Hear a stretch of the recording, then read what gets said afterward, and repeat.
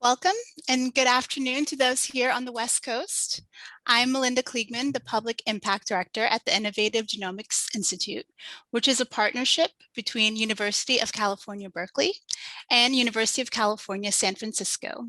Founded in 2014 by Jennifer Doudna, with the goal of using genome engineering to solve some of humanity's greatest problems, while also advancing public understanding of the benefits of genome engineering. The topic of discussion today is the Alliance for Therapies in Neuroscience, a recently announced long-term research partnership with Genentech and its parent company Roche Holdings to accelerate the development of new therapies for neurological diseases. Today, I have with me several scientific leaders from UC Berkeley and UCSF, and we will be discussing the role of CRISPR-Cas technologies from bench to the bedside to treat neurological conditions.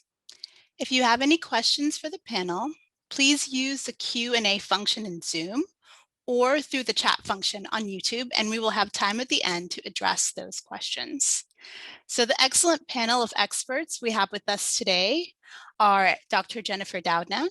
She is the Li Ka-shing Chancellor's Chair and a professor in the departments of chemistry and molecular and cell biology at UC Berkeley, and the founder and president of the Innovative Genomics Institute.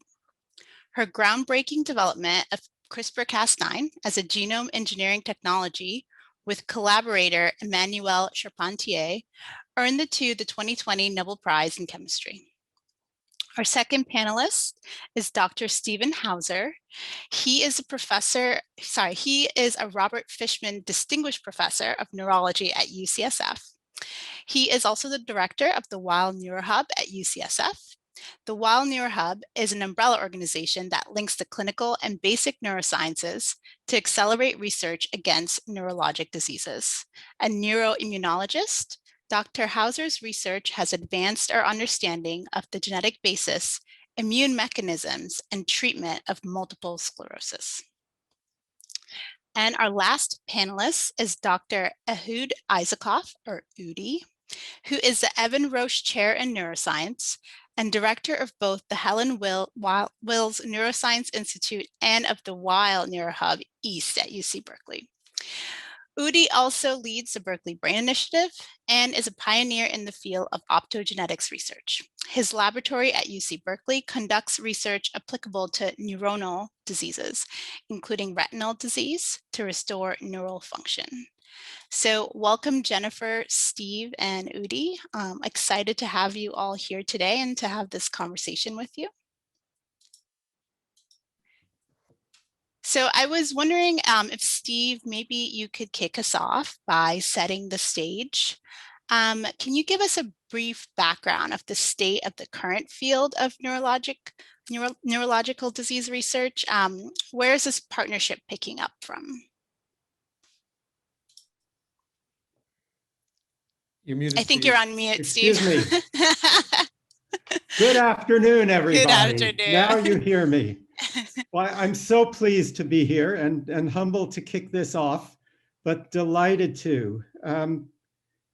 All of us are tremendously excited and hopeful about the new partnership between NeuroHub, the IGI, and Roche Genentech to advance understanding and therapy for patients with neurologic and psychiatric diseases.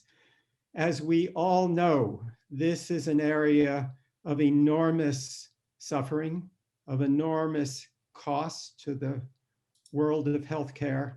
More than 1 billion people develop a neurologic or psychiatric disorder each year. And with the aging of the population, we are seeing and will continue to see an explosion in age-related neurologic and psychiatric diseases. And I would highlight, maybe in just a slightly biased way, that aging is predominantly, from a medical perspective, a neurologic problem. You mentioned that I'm a neuroimmunologist, which is correct. And for more than 40 years, I've been studying inflammations of the brain, and especially multiple sclerosis. And MS is a particularly challenging, but also instructive, complex disease because it's not a single gene disease. There are more than 230 genes, most of them active in the immune system that contribute to risk, but most of the risk is also environmental.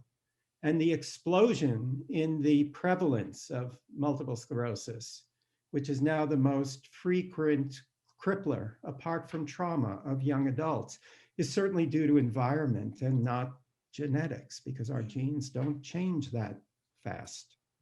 MS has two forms. There's a relapsing form with attacks, and then a progressive form with slow disability to a wheelchair-bound and then bed-bound state. Relapsing MS is now largely in the rearview mirror, thanks to advances. And we now, since 2017, have incomplete but very promising effective therapies for the progressive form of the disease as well. And the science that has connected the translational work that has made these advances possible points the way to final answers for MS as well. How did this happen? I think there were three big points. One was development of a better preclinical model for the disease. Second, advances in cellular and molecular biology that made it possible to truly understand what's happening in people and to bring that back to the models and vice versa in an iterative fashion. And third, also, a large dose of good fortune, but something that was enabled by bringing people together across disciplines. Now, maybe in the last minute or so, I might say, Melinda, that neuroimmune diseases may be low-hanging fruit. They're a little bit easier than some of these other challenges, but there has also been recent progress with other brain disorders that we thought we never really could get our hands around. Circuit-based disorders, epilepsy, migraine, for example, have seen wonderful progress. And I'm especially excited about the neurogenetic disorders against which we are just beginning to make real inroads.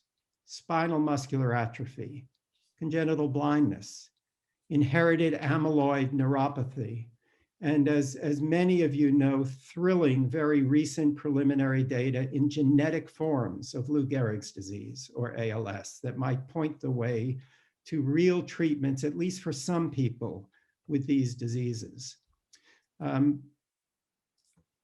There are so many aspects of complexity that we're going to have to deal with these disorders. And I think our biggest challenge is to reduce the complexity. We've learned that degenerative brain diseases are not single entities, but they're different problems in different people, and maybe even have different biological pathways that are driving tissue damage at different stages of disease in the same person. So our challenge to reduce the complexity, I think, gives us our greatest chance of success in the near term. And perhaps disorders that have the phenotypes of common disease, but we know are caused by single genes, might be one route to going after reducing complexity. Thank you for that, Stephen. So maybe I can turn it over to Udi as co-director of the NeuroHub. What do you think this new partnership opens up, and what sort of unmet need do you think it helps to address? Yeah, thanks. I think that the need is huge, as Steve was describing. The problems are fantastic, right? I mean, they just boggle the mind. Steve mentioned many diseases, and two of the ones that are so big in neurodegeneration, he skipped over, Alzheimer's and Parkinson's, which are emblematic in many of the same ways that he described. Immunity plays a big role, right, in them, although different aspects of immunity than what he described for MS.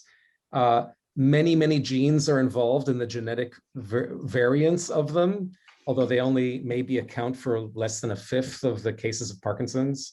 And they may account for actually a majority of ones of Alzheimer's, except there's so many of them that their interactions are very complex and they're just not understood.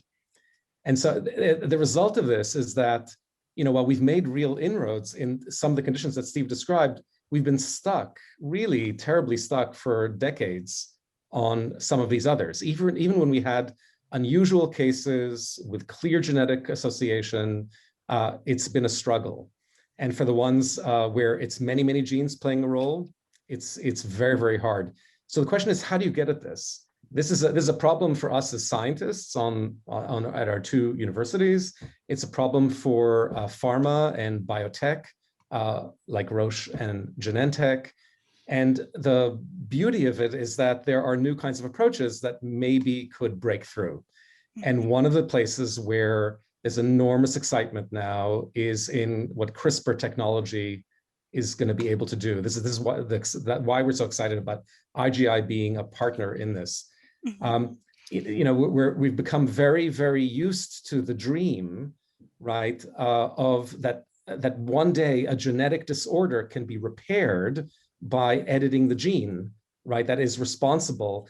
And in some cases where it's a very clear gene, right, in some cases really a single gene where the particular mistake is known, that will be able to be repaired would be great. And then you can worry simply about the very large problem of how do you deliver the repair mechanism to the cells that are affected in a specific way and do it on target and not go off target and do it at the right timing and reach all the places and repair and then get your mechanism out of there so it doesn't do damage, right?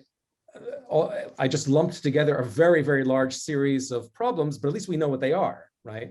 Yeah. In other cases, we can't say that's the simple case. The cases are much more complex. So this puzzles us as scientists, and it's a very big challenge for pharma. And the question is, how do you go about it? And that brings in another aspect of what CRISPR can do, which is so dramatic, and that is it can help us create new models for studying the disease. And it can do it in human tissue, right, that's derived from iPSCs, from cells that are made to become stem cells, regular cells from your body, made to become stem cells, and then they can be grown in culture, and they can even be grown into organoids. And they make a fantastic model that can be studied in very large scale and with great parallelism, and they can be engineered to contain different kinds of things that can act either as a potential repair mechanism in an assay for a mechanism of treatment, or they can be for fundamental research. For example, let's just take one of these examples. You have 90 genes that are responsible in some way that we don't really understand for an ultimate condition. And we understand something about the pathways that they are involved in. And that's the level of current analysis. You have a set of genes and they fit into a pathway, and you think that tells you something, but you don't know how these proteins that the genes encode interact in the cell in a specific compartment of the cell that gets affected. For example, a synapse between two neurons, which is so important for learning and memory and cognition and would be affected negatively in Alzheimer's. So imagine a case where you can engineer the system in order to be able to pull down groups of these proteins and ask how they interact. It's something that you could never do otherwise. You can't do in a human.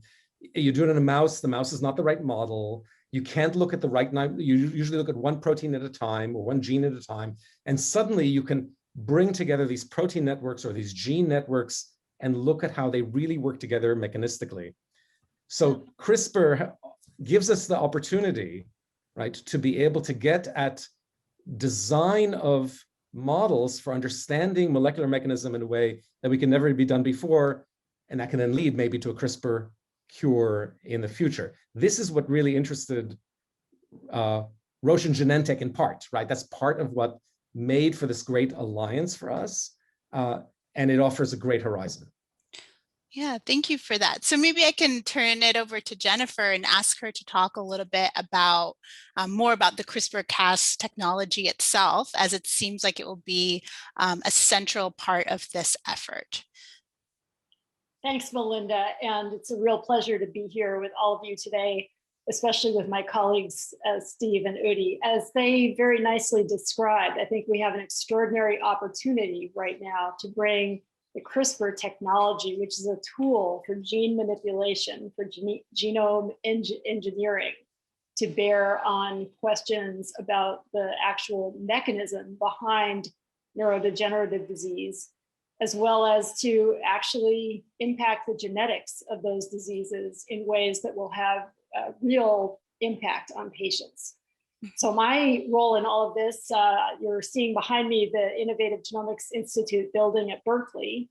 And this has been from the beginning a partnership, closely partnering with UCSF. And as a scientist who has worked for my career so far on developing fundamental understanding of biological systems, and that led us to the CRISPR technology, I'm incredibly excited about the opportunity to work with Steve and Udi and all of our colleagues to now bring this technology to bear on neurological disorders. And as you heard very nicely from Udi, one of the transformative aspects of the CRISPR technology is the fact that not only is it a great tool in the laboratory for understanding genetics of disease, but it also is a technology that can be used as an actual therapy or even a cure, if we can figure out which genes to manipulate, and importantly, how to do the manipulation, in what types of tissues, whether it's the brain or somewhere else in the body. We need to figure out how to do editing in ways that will be safe and effective, and importantly, ultimately widely available and accessible and affordable to people that need it. And that was really the founding idea and mission behind the IGI, was to develop genome editing in ways that will ultimately be available to as many people as possible. So I'm very excited to be part of this partnership for all of those reasons. So maybe I can follow up on what you just said around, tissue specificity being an issue. So it seems that the delivery of the gene editing therapies to specific tissues can be a big hurdle. And I've heard that ferrying the CRISPR machinery into an organ as well protected as the brain is a major challenge. So maybe either Jennifer or Udi, you can talk a little bit about how that is being addressed. Who's going first, Udi? You, Jennifer. Well, I'll say a little bit, and then I'm going to turn it over to the expert. But basically, we've been thinking about this question, the challenge of delivery, in the context of a number of different tissues, including the brain. Of course, it is a very challenging target. The brain is designed to keep things out for the most part.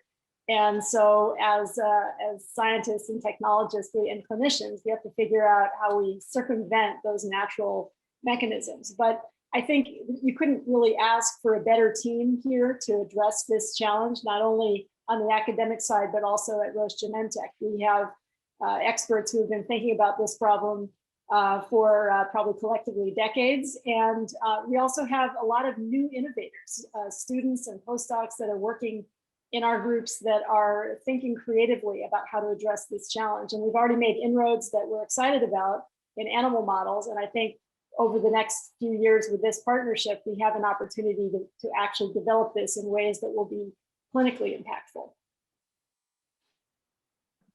So let me add, Jennifer's is, as usual, unusually modest about, in this case, having, among other things, pioneered some novel approaches to doing gene delivery, which are actually very, very promising.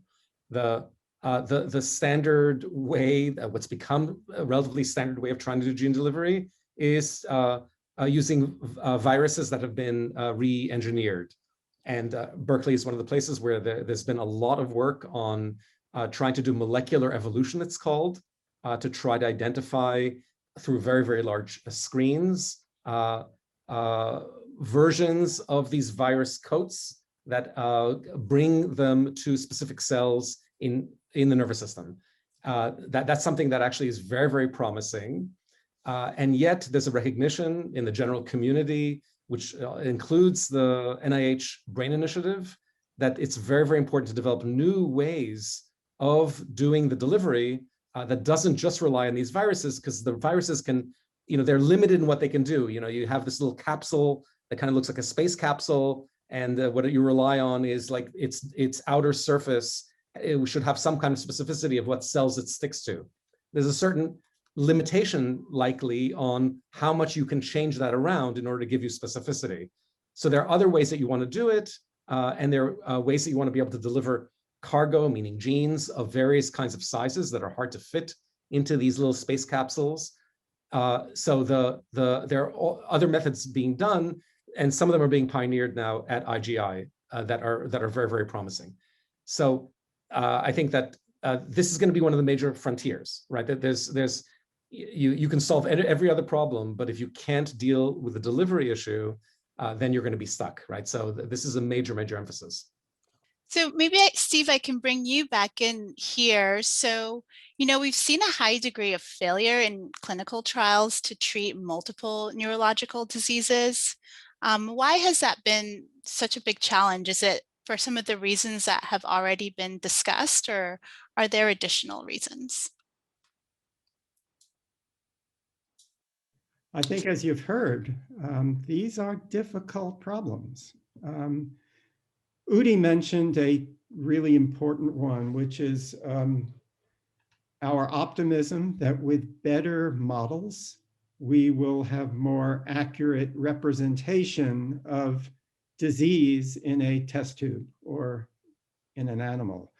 And iPS cells and organoids in that area where we can truly make a human model of disease in the laboratory will be key, because as I said before, I think the over-reliance on inadequate models has been part of the difficulty in the neurosciences.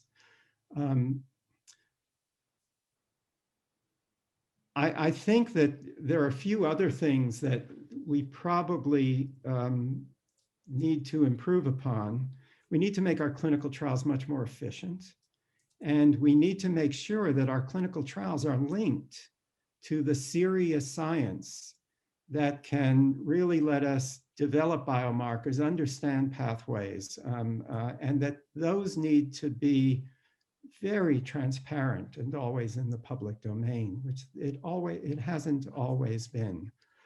We need better biomarkers. We have a responsibility to arm drug developers with endpoints that don't require thousands of patients studied for 2 to 3 years, and endpoints that accurately predict an outcome that's clinically meaningful.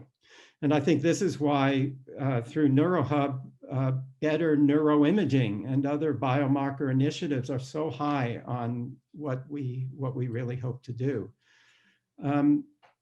And then also, I think we need regulatory agencies to help us and be more flexible in letting us choose biomarkers, especially for early studies, and maybe be flexible in terms of level of evidence that is needed before there's approval. So I think there's a lot that can be done on all sides.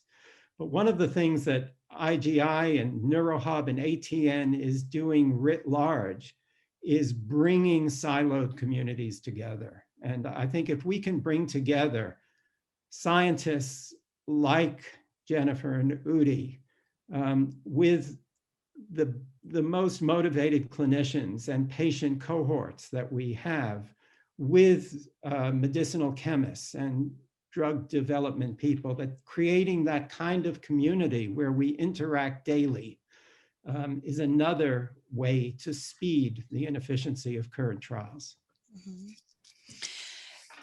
So maybe, Udi, I can follow up with a question there regarding translation. So that seems like also a difficult, path.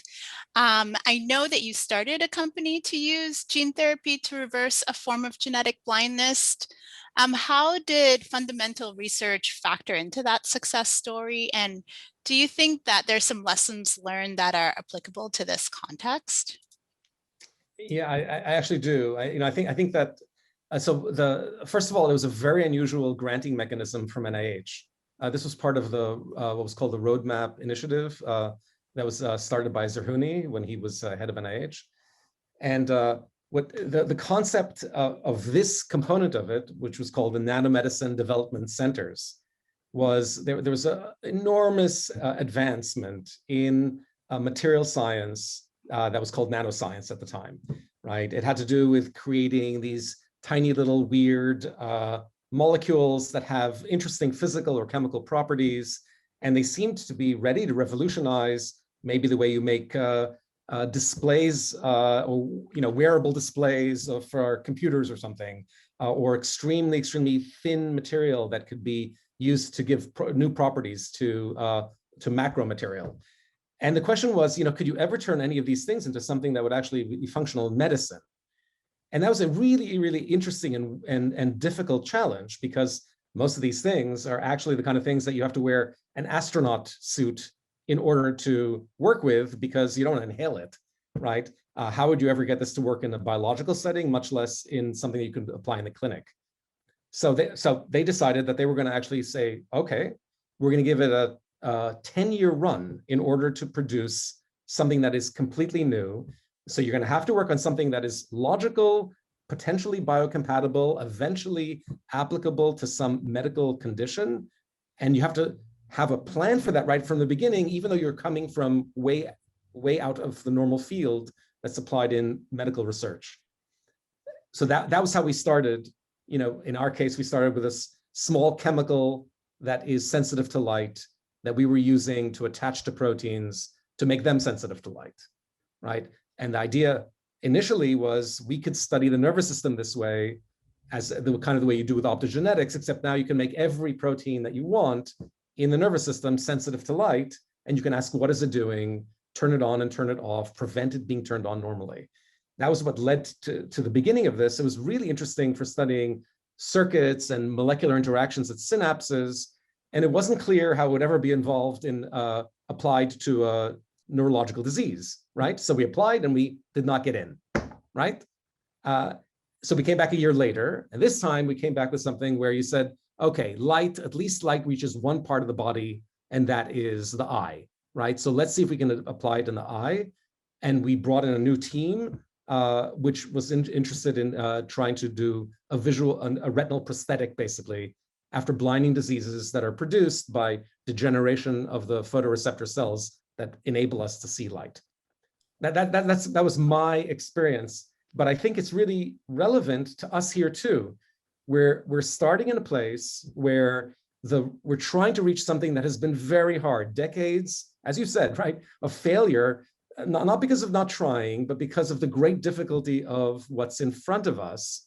We need to bring to it things and people and disciplines that are very, very different from the usual ones, right? It can't just have people who work on Alzheimer's with Alzheimer's patients. You need people who come from parts of biology that don't have anything to do with neuroscience, but who understand where things go wrong in a cell, right? That you could maybe work with, understand the mechanism of, or re-engineer potentially.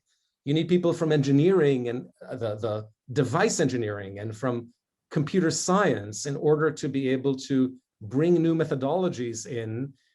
Actually, I'm very excited. I was just talking to Fyodor about this today, about the idea of bringing advanced kinds of machine learning and computation to how CRISPR is both designed and analyzed, so it can kind of reach a new generation of how CRISPR technology is used, right?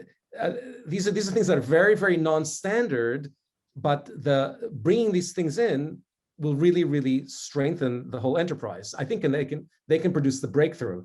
But what you need for that is a long run. You need the right kind of partnerships, and Roche Genentech really are taking the long view and ready to do that here, right?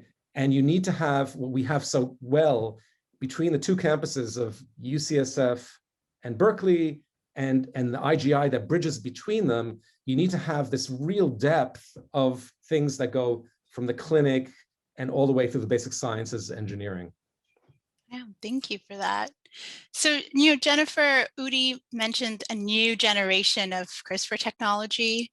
I know one of the newer CRISPR-based technologies that you think will be powerful for treating neurological diseases is something called epigenetic editing.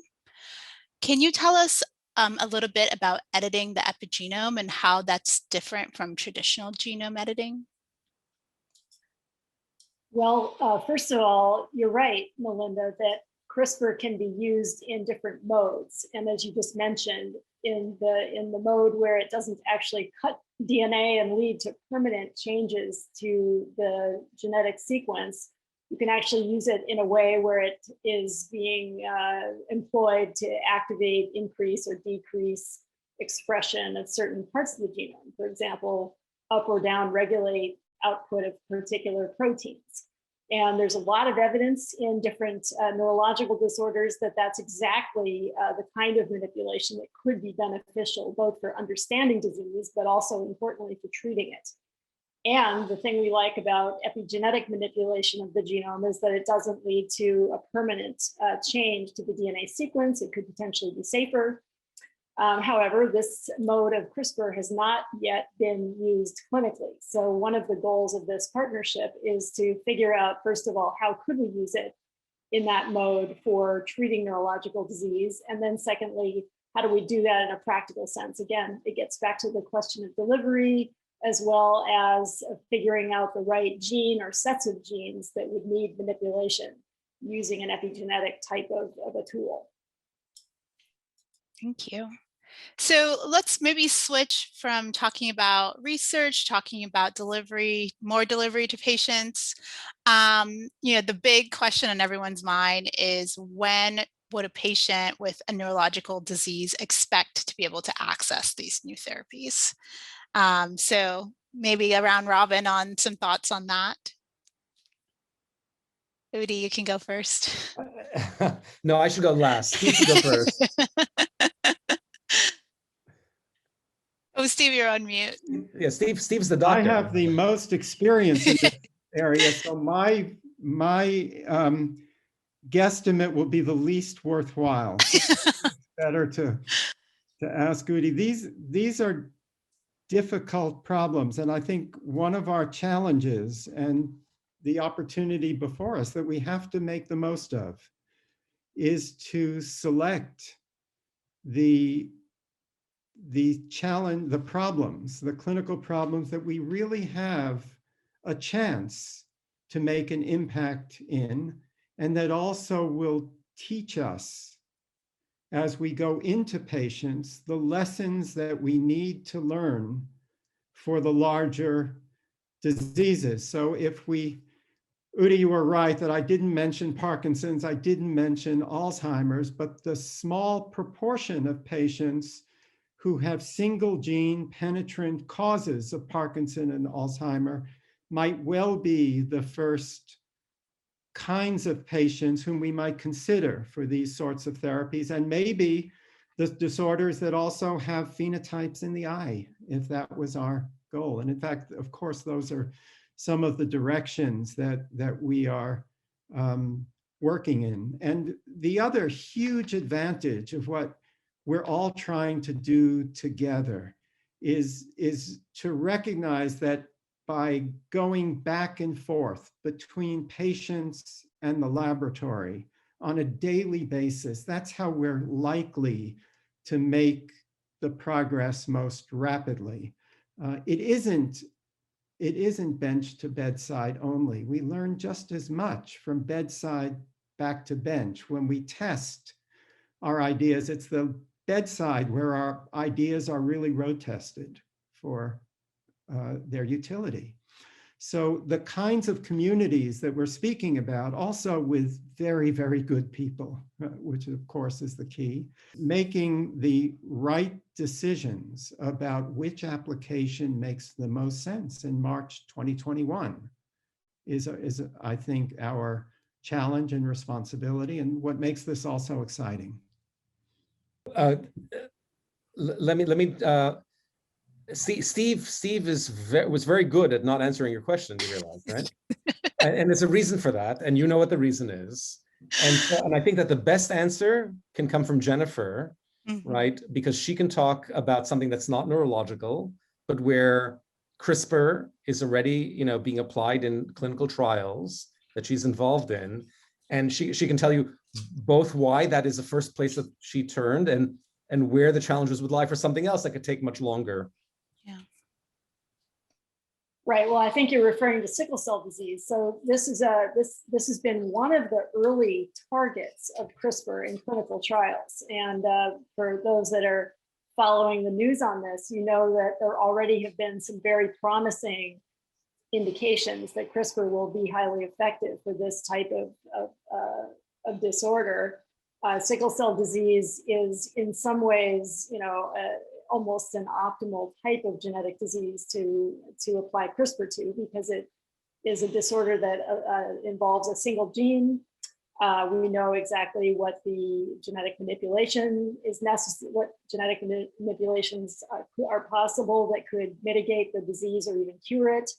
And those are possible to institute with CRISPR. And then thirdly, it's a disease that affects the blood primarily. So it's possible to do the editing ex vivo by taking out blood stem cells from a patient, doing the editing in the laboratory, and then reintroducing the cells, the edited cells. So the whole challenge of delivery is kind of bypassed in that sort of a setting. So, we're excited at the Innovative Genomics Institute to be involved in this. We have a trial in sickle cell disease that's beginning this summer. And we're also hoping to take what we're learning from that effort and apply it to other diseases, including the ones we're discussing here.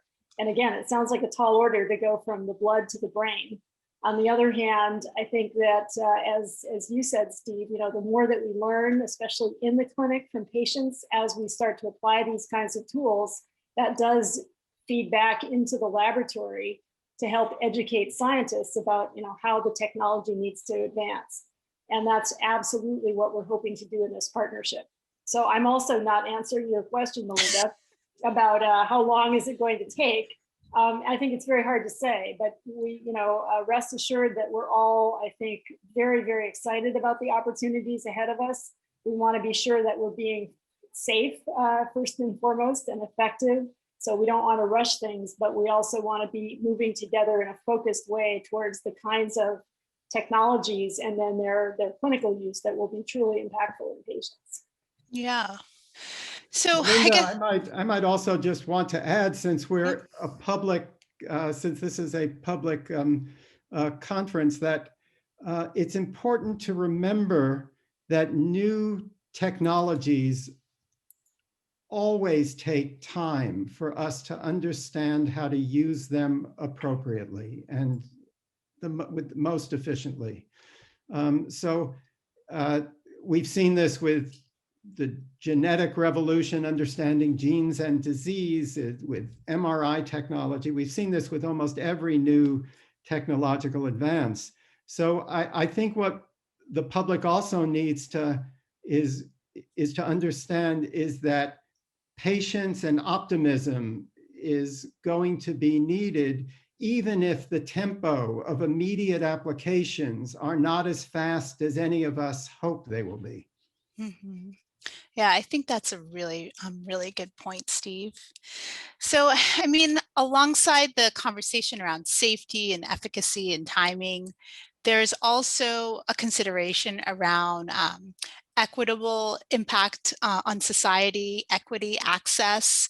New technologies tend to be extremely expensive. And I think the last year has really highlighted to the public issues around equity and access as it relates to healthcare, right? So what are those considerations in conducting this research? And are there any ethical considerations around that as well? So who should I know this is another difficult question, so maybe Steve, you can kick us off. Gee, I would think that Jennifer is in the best position here, but maybe I'll just say that safety, as Jennifer said, is foremost. Usefulness is foremost also. How do we think about very expensive opportunities that have marginal, if any, effect. This is a huge problem in the healthcare drug development industry. Dual use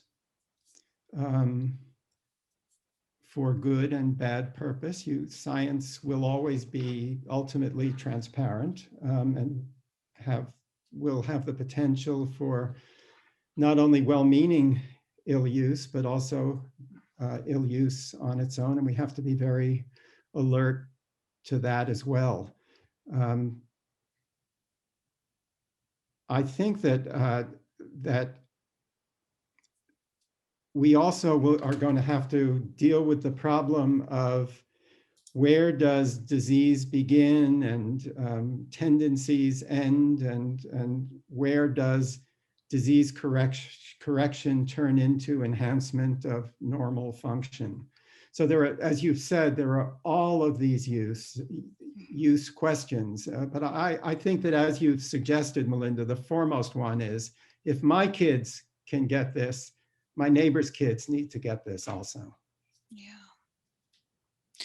Yeah. So Jennifer, do you want to follow up on that? I think, this is a core tenet of the IGI. Absolutely. I think that you said it very, very nicely, Steve. And, I think that's so important with a new technology like CRISPR, is to be thinking even now, even as we're in the early stages of developing it, how can we make sure that ultimately it becomes widely affordable and available? Because, many people have asked, why do this in a nonprofit setting at all? Like, why aren't we all just starting companies to do this work? And I think there's a few good reasons for it. One is that it is still very early days with the technology for these indications. But secondly is, at least for me, is that I think there's a real need to be using a lens of equity when we think about how the science advances. And I get personally very motivated by that. And it's not something that necessarily works in a for-profit organization. However, it could certainly work in the context of the partnership we're talking about here with Roche Genentech, where yes, they are a commercial partner, but they are. We have some very clear alignments around how the technology will be developed fundamentally, and then how we're going to be able to deploy it later. So just very, very important I think to have this idea in front of all of us as we continue to advance the CRISPR technology, especially with an eye towards treating or eventually curing neurological diseases. Thank you. So I think at this point, I will switch over to questions from the audience. So let's see. So maybe we can start with this one for, who would this go to? So the question says, I know we can use CRISPR to enhance the efficacy of analytical techniques, but can we also use it to test for possible unknown side effects of treatments? Maybe Udi would be best that should be placed. Jennifer, but I'm happy to give my opinion. Yes, absolutely. The beauty of the system is that you can use it entirely to address things of that kind, right? Remember, you can use it in order to try to edit a target gene that is responsible for a disease, to repair it so that the disease-causing alteration is removed. But you can also use it as a way of engineering cells and tissues in order to have something that allows you to analyze how they work under conditions of another kind. You can do it in cells and tissues that come from a patient who has a particular condition, where you may or may not actually know what the cause of that condition is, right? And then you can use CRISPR to make alterations that allow you to, let's say, grab sets of proteins and look at how they're altered. If you did that, it's massively powerful analysis of a kind you normally cannot do, to see what is altered in the patient, or what is the effect of a drug treatment. So there are many combinations of that kind that are very, very powerful. And there are all sorts of screening projects that can be done, some of which are being done already in IGI, to try to design methods to give you more levers that you can use to control how genes get expressed, whether they get expressed more or less, specifically in certain tissues or others, that can give you even more power and then actually work eventually not only in a cultured system, but also in an organism. So there's a follow-up question that I think relates to this from someone in the audience. They were asking whether epigenetic editing is targeted at a specific organ or is it done on the entire body?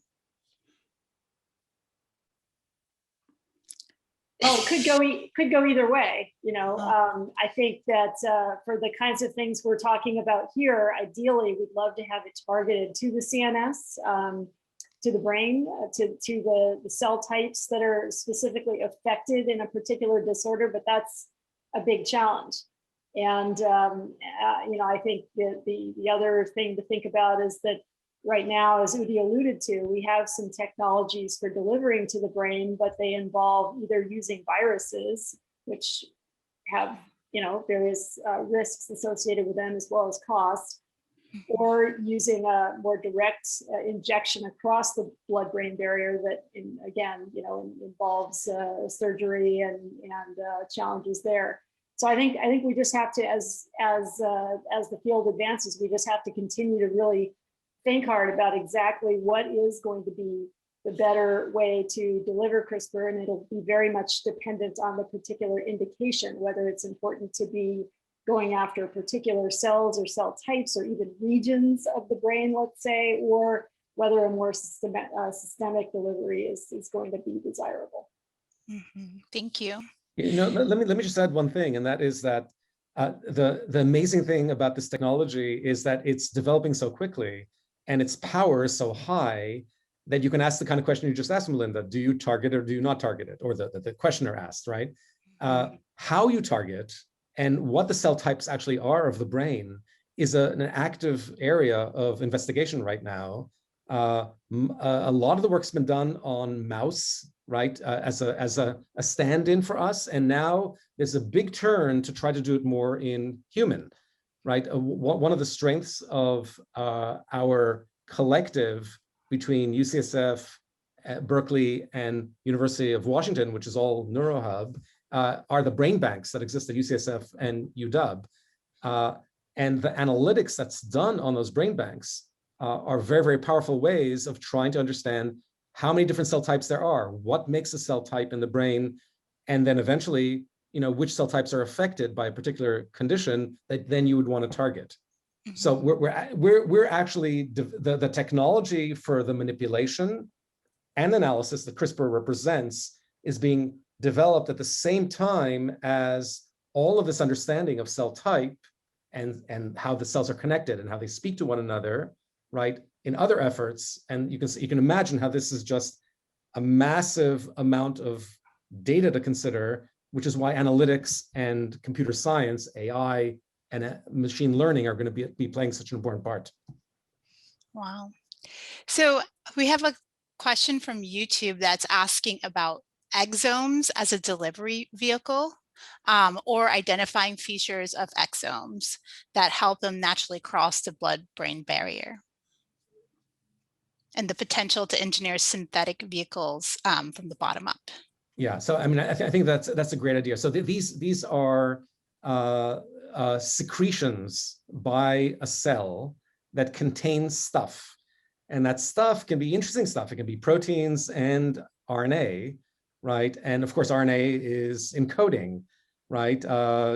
Jennifer's the beauty of Jennifer's work. You know, we sometimes forget, you know, where Jennifer comes from, right? But she comes from the world where RNA is king. You know, we used to think that everything else was king, but RNA, remember, combines genetic information with the ability to do work, right? Acting like enzymes. And so the information transfer between cells that's represented by this is something that's interesting to try to consider as a model, either, you know, as a metaphor or actually as something to directly engineer and use. And in IGI and in Jennifer's own work, they're motivated by that to try to look at other ways of delivery, which could end up being very, very powerful. Why am I answering for Jennifer all the time? You know what? I'll tell you why, because I love the work, so I really want to talk about it. I feel like you guys are going back and forth fairly well.